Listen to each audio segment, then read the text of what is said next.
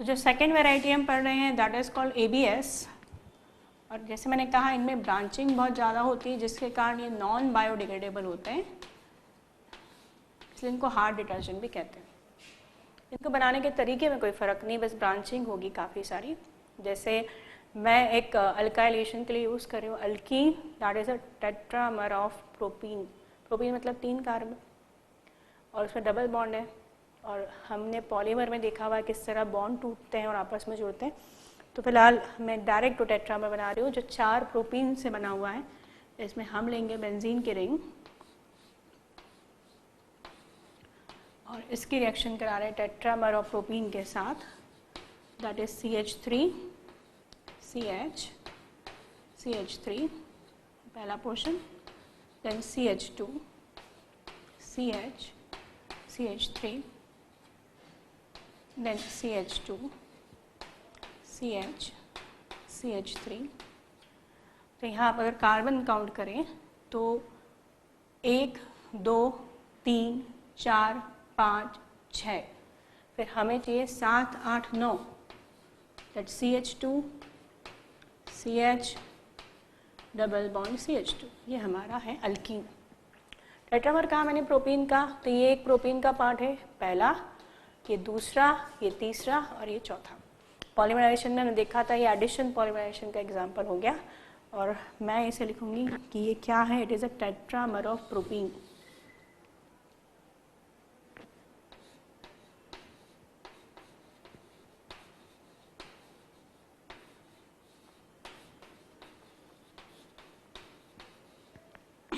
हम यहाँ पर बेसिकली देख चुके हैं कि प्रोसेस कैसे होती है, कि हम पहले इसको अल्काइल ग्रुप को लगाएंगे, फिर सल्फोनेशन कराएंगे, फिर NaOH के साथ प्रोसेस कराएंगे। तो मैं सारी चीज़ें एक साथ लिख देती हूँ कि इसके एडिशन के बाद मुझे ओलियम ऐड करना है, और ओलियम ऐड करने के बाद न्यूट्रलाइजेशन कराना है इसका NaOH के साथ में। सबसे पहले देखें ऐसा होगा या बॉन्डिंग टूटेगी। अभी हमने देखा था कैसे यहाँ पे प्रोसेस होती है, जो बेंजीन से हाइड्रोजन निकलेगा वो इसको मिल जाएगा, तो ये हो जाएगा CH3, और क्योंकि बेंजीन इसके थ्रू अटैच हो जाएगा यहाँ इस पोजीशन पे ब्रांचिंग आ जाएगी। और अगर आप देखें तो ये पोर्शन रिपीट हो रहा है, ये पहला पोर्शन CH3 CH CH2, दूसरा पोर्शन CH3 CH CH2, और ये तीसरा पोर्शन। तो क्योंकि ये पोर्शन रिपीट हो रहे हैं मैं इसको 3 बार लिख दूंगी, तो यहाँ पे प्रोसेस कुछ ऐसी बनेगी। ये ना CH3, और ये जो पार्ट है CH CH3 CH2, ये 3 टाइम्स रिपीट हो रहा है, तो मैंने यहाँ 3 बार लिख दिया। इसके बाद में ये जो CH है इसके थ्रू ये CH2, ये सेकेंड पोर्शन हो गया, ये थर्ड पोर्शन हो गया। अब ये जो पोर्शन है CH, ये बेंजीन से अटैच होगा, बेंजीन से निकलने वाला हाइड्रोजन इसको मिल जाएगा, तो ये हो जाएगा CH3। फिर क्योंकि सल्फोनेशन करा चुके हैं, आगे ग्रुप आएगा SO3 और न्यूट्रलाइजेशन से आएगा SO2। तो ये भी इसका एग्जाम्पल है कि आप देख रहे हैं इससे काफ़ी सारी ब्रांचिंग है जिससे इसका डिग्रेडेशन मुश्किल हो जाएगा। और अगर हम इसकी नेमिंग की बात करें तो यहाँ हम इसमें नेमिंग पहले स्टार्ट करेंगे सोडियम के साथ एज यूजुअल। ये भी अल्काइल ग्रुप 4th पोजीशन पर अटैच है, तो 4।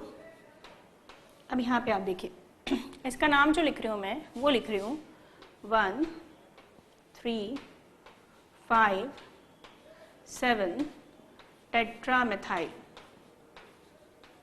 ऑक्टाइल।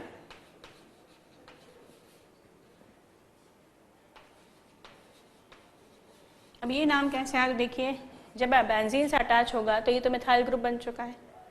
जो फर्स्ट कार्बन पर अटैच होता है हो गया 1, तो ये हो गया 3, तो ये हो गया 5, और ये हो गया 7। सातों पे क्या अटैच है, चारों पर मिथाइल ग्रुप, तो ये हो गया 1 3 5 7 टेट्रामेथाइल। यदि आप कार्बन काउंट करें तो ये तो मिथाइल हो चुका है, तो देखिए कितने हो रहे हैं 1 2 3 4 5 6 7 8, तो क्या हो गया ऑक्टाइल।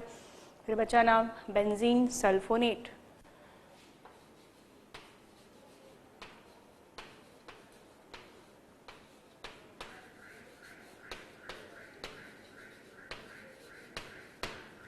तो ये हो गया हमारा ABS टाइप जो इज कॉल्ड हार्ड डिटर्जेंट, क्योंकि ब्रांचें काफ़ी होने से इसका डिग्रेडेशन आसानी से नहीं हो पाता है। अगर मैं इन दोनों को लेकर एक कॉमन बात करूं तो दो यूजेस जो है वो आएंगे यहाँ पर। पहला, दोनों ही कॉमन हाउस होल्ड डिटर्जेंट है, सबसे ज़्यादा हम लोग जो यूज़ करते हैं वो यही डिटर्जेंट है, ज़्यादा कॉमन हाउस होल्ड डिटर्जेंट। और second, they are also use in toothpaste, इन्हें टूथपेस्ट में भी यूज़ किया जाता है।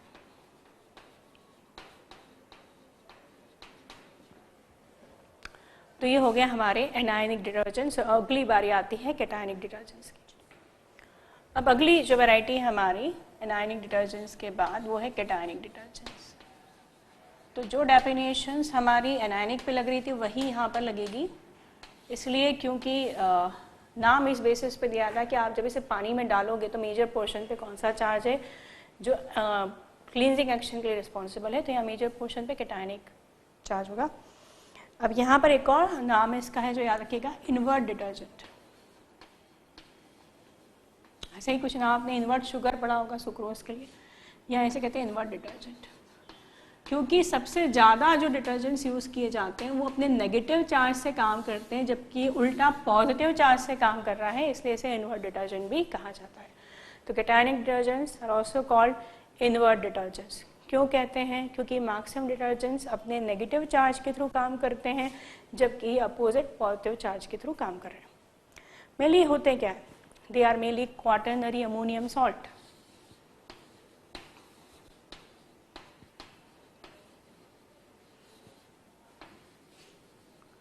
क्वाटरनरी अमोनियम सॉल्ट बनाने में जो एनायंस इनके पास होती हैं उनमें मेनली होती है bromide, chloride and acetate.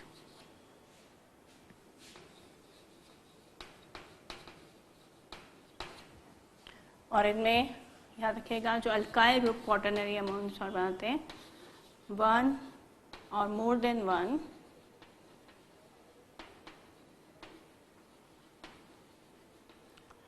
Long chain alkyl group, मतलब एक या उससे ज़्यादा कार्बन पर अल्काइल ग्रुप पे ज़्यादा कार्बन होना चाहिए।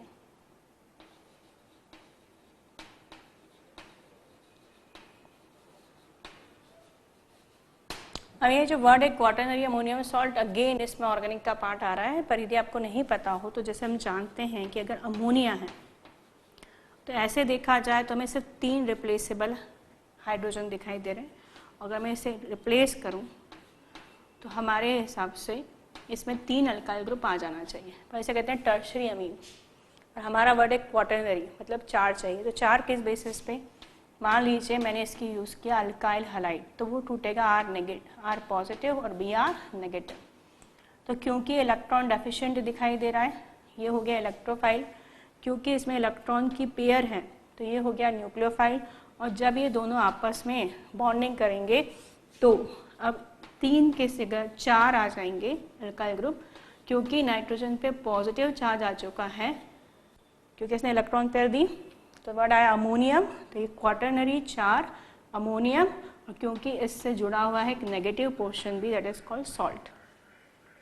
और जैसे मैंने कहा अगर हमको डिटर्जेंट्स बनाने हैं तो जो आर हैं उनमें से एटलीस्ट एक अल्काइल ग्रुप जो है वो ज़्यादा कार्बन वाला होना चाहिए। तो हम कुछ एग्जाम्पल देखते हैं। जैसे पहला एग्जाम्पल मैं बनाती हूँ जिसके साथ हम अच्छे से फैमिलियर हैं। C17 H35 CH2, तो ये हो गया सेटाइल ग्रुप। बाकी मैं नॉर्मल अल्काइल ग्रुप लगा लेती हूँ। ये रहा नाइट्रोजन, इसमें 3 मिथाइल ग्रुप हैं 4 में से, तो 3 सिंपल है। इसमें चार्ज है पॉजिटिव और इस पॉजिटिव से अट्रैक्ट होके जुड़ा है Br नेगेटिव। तो ये हो गया हमारे कैटायनिक डिटर्जेंट का पार्ट, क्योंकि हम जब इसे पानी में डालेंगे और ये Br नेगेटिव अलग हो चुका होगा तो जो पोर्शन बचेगा पॉजिटिव चार्ज होगा, और यही पोर्शन पानी के साथ जुड़ेगा, ये ऑयल और डर्ट के साथ जुड़ेगा, जो इमल्शन बनाने में हेल्प करेगा या सफाई में मदद करेगा। अगर हम इसके नाम की बात करें तो इसका नाम हो जाएगा सेटाइल। अगर हम इसके नाम की बात करें तो नाम हो जाएगा स्टेराइल ट्राइमेथाइल अमोनियम ब्रोमाइड।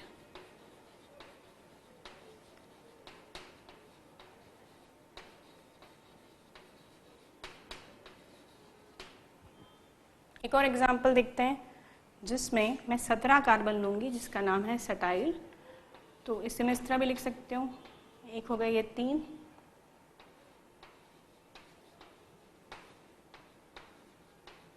क्योंकि मैं 2 कार्बन अलग कर चुकी हूँ, मुझे टोटल 17 कार्बन चाहिए थे, तो ये हो गया 15, 16 और 17।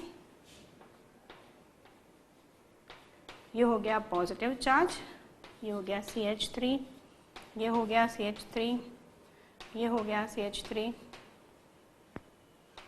और बाहर लगा है Br नेगेटिव। तो इसका जो नाम हो जाएगा, इस ग्रुप के कारण हो जाएगा सेटाइल ट्राइमेथाइल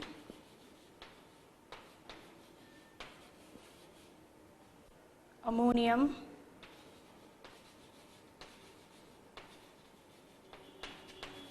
ब्रोमाइड।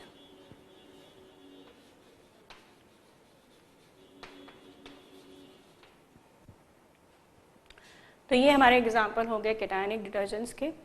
और इनके साथ अच्छी बात यह है कि दे ऑल्सो हैव जर्मीसीडल प्रॉपर्टी। तो ये ना सिर्फ कपड़े की सफाई करते हैं, इनमें एंटी माइक्रोबियल एक्टिविटी भी होती है, मगर इसके साथ ये है कि काफ़ी एक्सपेंसिव पड़ते हैं, इसलिए बहुत लिमिटेड यूज़ है।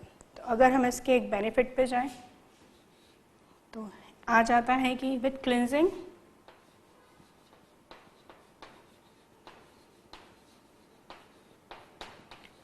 it also have germicidal property,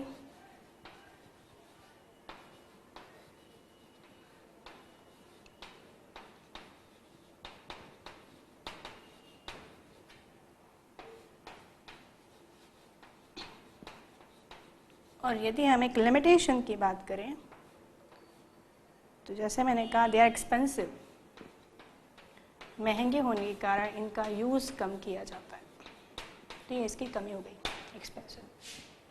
कहते हैं third variety non ionic detergents. Next variety है third is called non ionic detergent.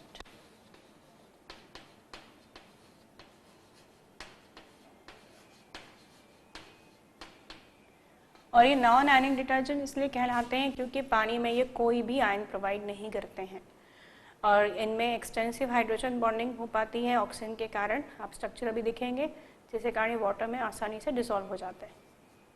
हम देखते हैं बनते कैसे हैं। इनके 2 तरीके।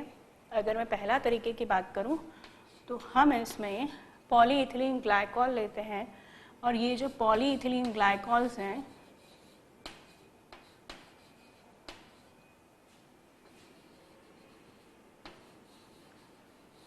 इनकी reaction long chain higher fatty acid से रिएक्शन कराते हैं। जो कार्बोक्सिलिक एसिड हमने सोप में यूज़ किए थे और इससे हमें मिलता है ईस्टर लिंकेज। और ये जो हमारे बनते हैं डिटर्जेंट्स वो नॉन आयनिक डिटर्जेंट का काम करते हैं। देखिए कैसे बनते हैं। पहले इसे पॉलीइथिलीन ग्लाइकॉल कैसे बनाएंगे, क्योंकि इथिलीन जो होता है उसमें तो 2 ही कार्बन होते हैं, पर हमें यहाँ हाई मॉलिक्यूलर मास अल्कोहल चाहिए होता है। तो बेसिकली ये पोर्शन हमें चाहिए होता है हाई मॉलिक्यूलर मास अल्कोहल।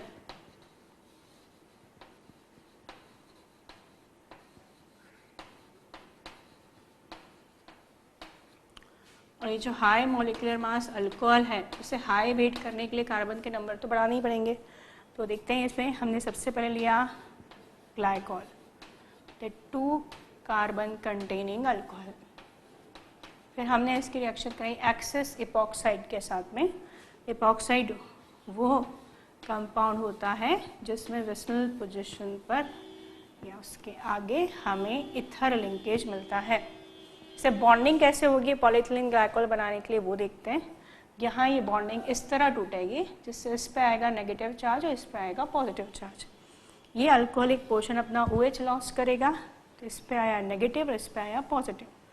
अब अगर इस पे नेगेटिव चार्ज है और अगर इस पे पॉजिटिव चार्ज है तो डेफिनेटली ये पोर्शन जाके तो इससे जुड़ेगा, जबकि इस पे नेगेटिव और इस पे पॉजिटिव है तो ये पोर्शन जाके इससे जुड़ेगा। तो सबसे पहले हम ये OH पोर्शन इससे जोड़ते हैं, तो नेगेटिव बॉन्डेड विथ पॉजिटिव, तो जो स्ट्रक्चर मिलेगा वो ऐसा होगा, ये हो गया OH जो जाके इससे जुड़ा। अब ये जो जुड़ा है CH2, इसके आगे बॉन्ड ब्रेकिंग से आ गया है O, और हमारे पास ये N नंबर्स के, तो ये आ गया N नंबर्स। इसके बाद हमारे पास पोर्शन है ये वाला जो नेगेटिवली चार्ज है, ये इस पोर्शन से जुड़ेगा, तो ये बनेगा CH2OH and that is called polyethylene glycol. इसे पॉलीइथिलीन ग्लाइकॉल कहा जाता है। ये कॉमन नेमिंग में इसे इथिलीन कहते हैं। 2 कार्बन बना किससे, ये अल्कोहल से, ग्लाइकॉल से, और ये काफ़ी रिपीट हो रहा है इसलिए पॉली, तो पॉली रिपीट हो रहा है बार बार, इथिलीन ग्रुप, पॉलीइथिलीन, और ये आया ग्लाइकॉल। इसकी रिएक्शन किसी हायर फैटी एसिड से कराना है तो हम भी जानते हैं हमारा सबसे ज़्यादा फ्रिक्वेंटली यूज एसिड है स्टेरिक एसिड, और मैं इसे थोड़ा सा उल्टा लिख रही हूँ टू शो ईस्टर लिंकेज। और हम एक इम्पॉर्टेंट चीज़ सीखते हैं वो ये कि इस ईस्टर फॉर्मेशन में ये एसिड होके भी OH देता है और ये अल्कोहल होके भी H देता है। अल्कोहल के एसिडिक प्रॉपर्टी में डिस्कस होता है। तो जब ये आपस में रिएक्ट कर जाएंगे with the loss of water molecule तो हमें मिलेगा हमारा नॉन आयनिक डिटर्जेंट, जो कुछ ऐसा होगा that OH CH2O n times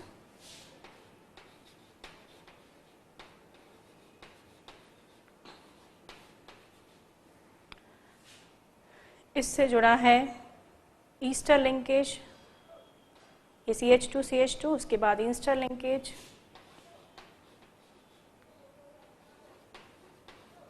और ये रहा C17H35। तो हो गया न्यूट्रल है, पानी में डालने पे भी इस पर कोई चार्ज नहीं आने वाला। पानी में घुलने के लिए जो ऑक्सीजन पे पोलैरिटी है वो मदद करेगी क्योंकि वो हाइड्रोजन बॉन्डिंग कर लेगी पानी के साथ में। तो ये हमारा डिटर्जेंट बन गया पॉलीइथिलीन ग्लाइकॉल स्टीयरेट।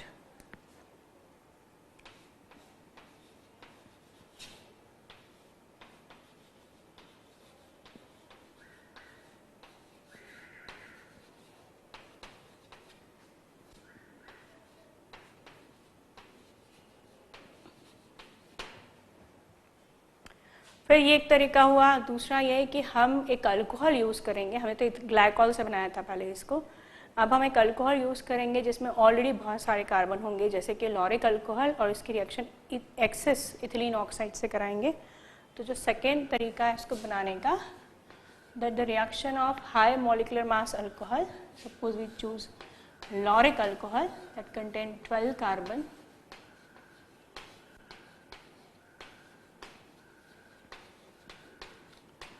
और एक्सेस एपॉक्साइड से रिएक्शन करा रहे हैं, यहाँ पर्टिकुलर बनाने के लिए 8 मोल्स लगेंगे। This name is lauric alcohol.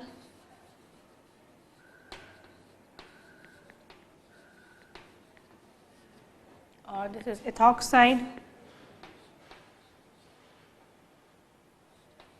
It's excess epoxide, oxalate नाम आ जाएगा इसके कारण बॉन्डिंग में, और ये हमेशा होना चाहिए लॉन्ग चेन अल्कोहल।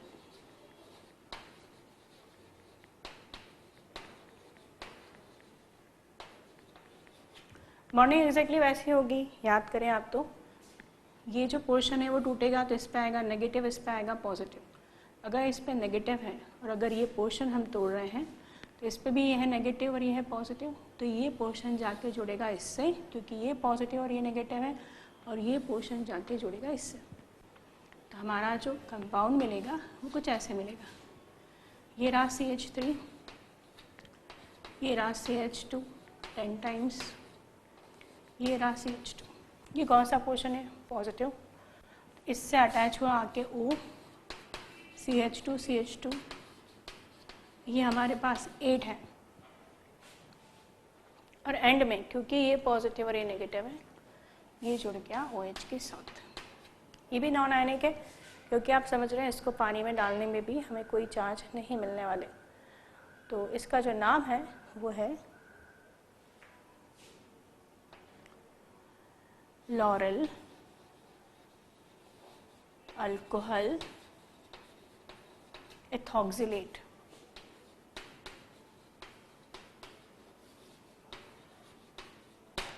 तो we get a non ionic. वैसे मैंने कहा जो ऑक्सीजन की पोलैरिटी है वो इसमें हाइड्रोजन बॉन्डिंग क्रिएट करने में हेल्प करती है पानी में, जिससे वाटर में सॉल्युबल हो जाते हैं। तो ये हमारे तीनों टाइप हो गए। अब हम जानना चाहते हैं कि डिटर्जेंट्स के क्या एडवांटेज होते हैं, क्या डिसएडवांटेज होते हैं, और जो सिंथेटिक डिटर्जेंट होता है जिसे सिंडेट भी कहते हैं उसमें क्या क्या और चीज़ें ऐड की जाती हैं और क्यों की जाती हैं। तो हम पढ़ रहे हैं सिंथेटिक डिटर्जेंट।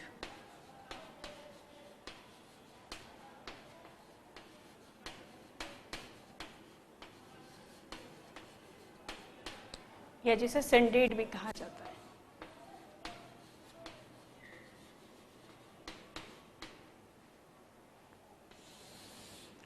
हम जो बाज़ार से कमर्शियली डिटर्जेंट लेके आते हैं उसमें से 15 से 30% ही डिटर्जेंट होता है। बाकी उसमें जो चीज़ें मिलाई जाती है फिलर्स, उनके अपने अपने फंक्शंस होते हैं। तो कमर्शियल डिटर्जेंट में क्या क्या होता है हम देखते हैं। पहला 15 से 30% तो डिटर्जेंट ही होता है।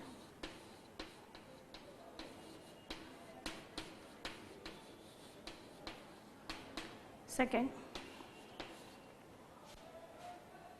इसके बाद में उस केमिकल्स मिलाए जाते हैं जैसे कि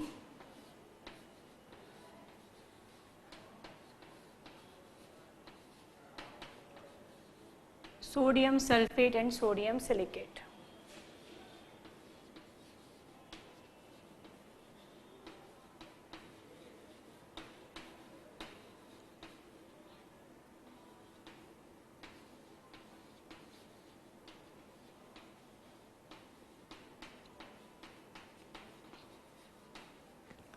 अगर हम बात करें कि इन दोनों का क्या फंक्शन है, तो कीप द डिटर्जेंट ड्राई। बरसात के सीजन में इसे मॉइस्चर अब्जॉर्ब करके गीला नहीं होने देते, तो it keep the detergent dry.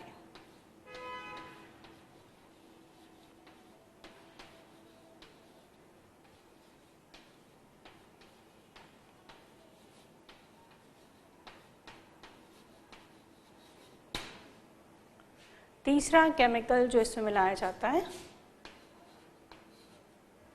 वो होता है सोडियम कार्बोनेट।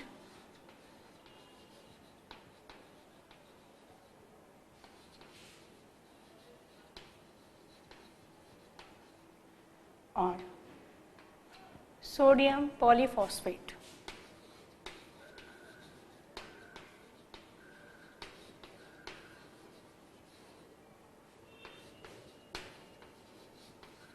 ये सोडियम कार्बोनेट और सोडियम पॉलीफॉस्फेट जो होते हैं ये डिटर्जेंट को अल्कलाइन बनाते हैं। अल्कलाइन डिटर्जेंट में हमको ये बेनिफिट होता है कि इसमें ऑयल या ग्रीस जल्दी डिज़ोल्व होता है और इसमें हार्डनेस भी पानी में है तो उसको भी रिमूव करने में हेल्प करता है। तो it made the water basic.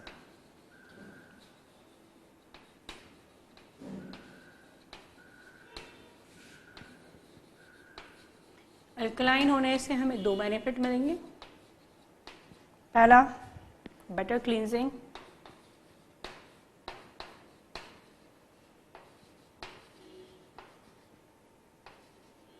और अगला सॉफ्टनिंग ऑफ वाटर।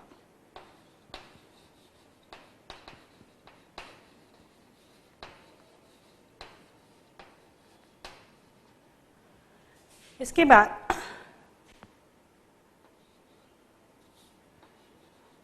जो नेक्स्ट सब्सटेंस है उसे शॉर्ट में CMC कहते हैं। ये CMC क्रिटिकल मिसलेनियस कॉन्सेंट्रेशन भी होता है, पर यहाँ पे इसका नाम है कार्बोक्सी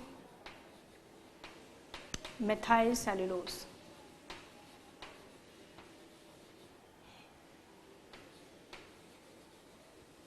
ये जो सब्सटेंस है कार्बो मेथाइल सेलुलोज, ये हेल्प करता है to keep the oil suspended in water. जो ऑयल और वाटर है उसे उसमें जोड़ के रखता है जिससे वापस वो फैब्रिक से न जुड़ पाए। तो it keep oil and dirt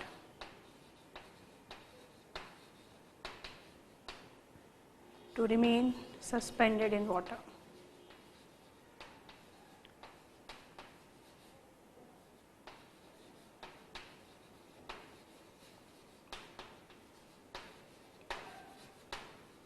और आखिरी चीज़ जो मिलाई जाती है वो है कोई ब्लीचिंग एजेंट, जिससे कपड़े में कोई पीलापन है तो हटाया जा सके।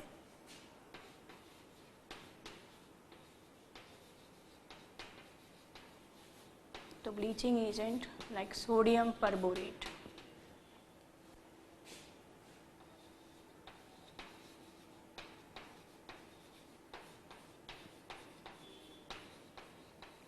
तो अब हम बात करते हैं इसके बाद कि क्या क्या मिलाया जाता है इसमें to improve the quality of detergent, the advantage and disadvantage of detergents.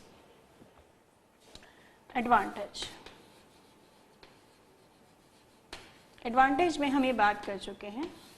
पहला, they can use in hard water as well as alkaline water, क्योंकि कैल्शियम मैग्नीशियम से जब रिएक्शन करते हैं तो बनने वाला सॉल्ट स्टिल सॉल्युबल होता है पानी में, इसलिए हमें कम नहीं मिलता। तो दे can use in hard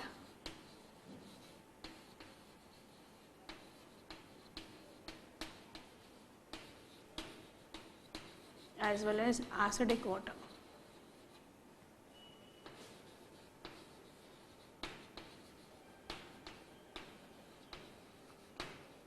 next, ये अगर यूज़ करें तो सोप के कंपेयर में कहीं ज़्यादा ये झाग फोम या लेदर देते हैं, तो दे प्रोड्यूस मच फोम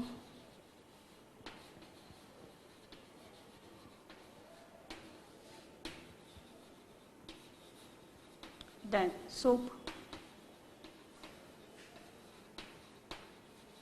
और last advantage, they have better cleansing activity than normal soap.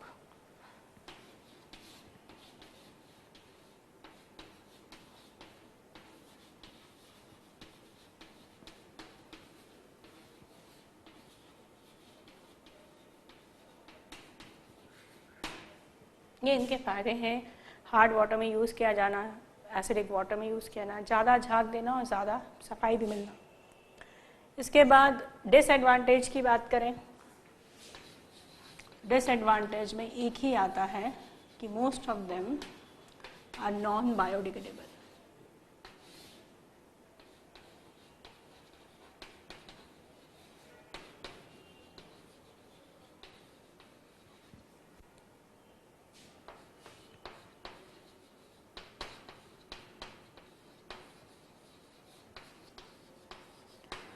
क्योंकि ये मैक्सिमम नॉन बायोडिग्रेडेबल है, इसकी वजह मैं आपको बता चुकी हूँ। अगर इन्हें ब्रांचिंग बहुत ज़्यादा है तो माइक्रोऑर्गेनिजम्स अटैक नहीं कर पाते।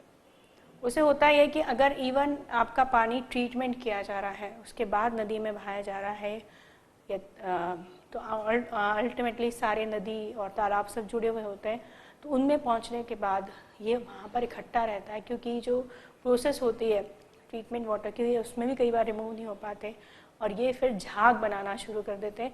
तो कई बार आपने देखा होगा जो बहुत ज़्यादा पॉल्यूटेड नदी है उनके ऊपर झाग तैरता रहता है, तो ये कॉज करते हैं पॉल्यूशन। तो avoid to use branch detergents because they are non biodegradable. अगर हम चीज़ पढ़ रहे हैं तो यदि हमारी लाइफ में भी कहीं एप्लीकेबल है तो हमें इस चीज़ का ध्यान रखना चाहिए। तो हमें चेक करना चाहिए कि जो हम डिटर्जेंट यूज़ कर रहे हैं उस समय केमिकल कंपोजिशन दी होती है कि वो स्ट्रेट चेन है कि वो ब्रांच चेन है। तो इस तरह हुए हमारे सिंथेटिक डिटर्जेंट्स।